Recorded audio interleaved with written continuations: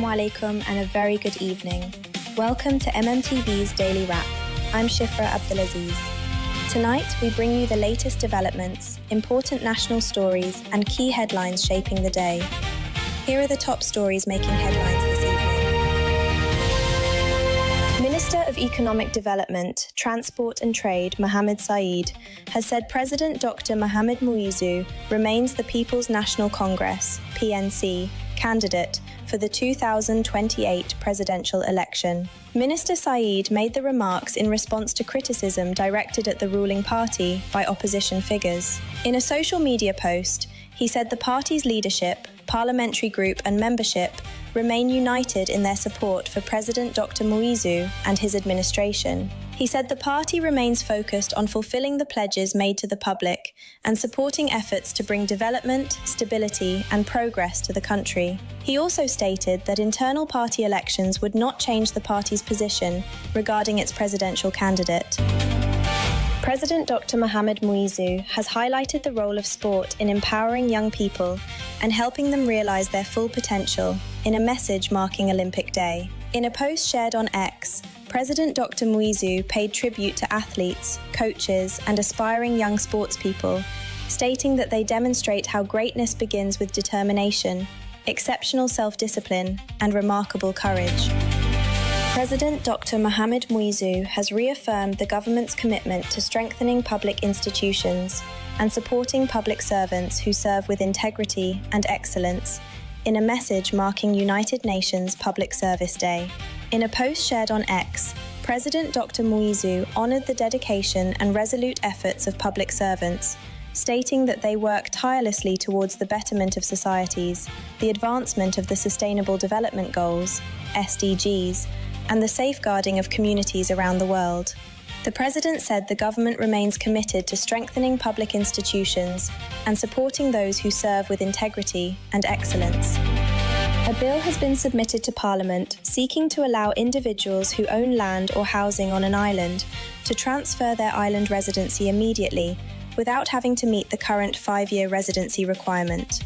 The bill, submitted by Gololu North Member of Parliament Mohammed Ibrahim, proposes amendments to the Maldivian Citizenship Act governing island residency registration. Under the current law, individuals must reside on an island for at least 5 years before they can change their registered place of residency. Minister of Health, Family and Welfare has announced that the government aims to complete the installation of essential diagnostic and treatment facilities at the Cancer Hospital by 2028. Responding to questions from members of Parliament on Tuesday, the minister said the Cancer Hospital project is currently progressing through various stages of development. She noted that land for the facility has already been allocated in Hulhumale Phase 2.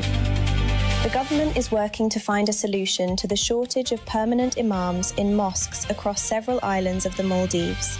Minister of Islamic Affairs and Endowments Dr. Mohammed Shahim Ali Saeed said the issue stems from the growing number of mosques and a lack of qualified imams in some islands.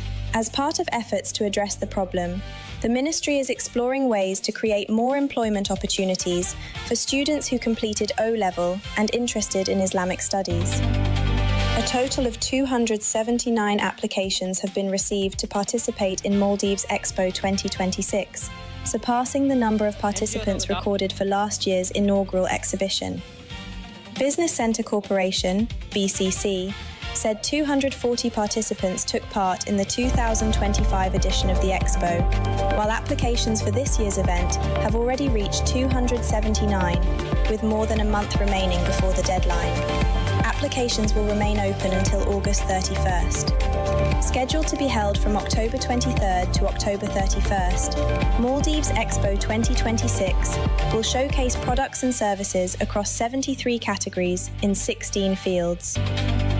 The decision to establish a mental health hospital in Male was based on the high number of patients seeking treatment in the area, Minister of Health, Family and Social Welfare, Gila Ali has said. Responding to a question from Member of Parliament for Gololu North constituency, Mohammed Ibrahim, in Parliament, Minister Gila said more than 70,000 mental health consultations had been conducted over the past 3 years, with around 45,000 of those consultations recorded in the Greater Male region.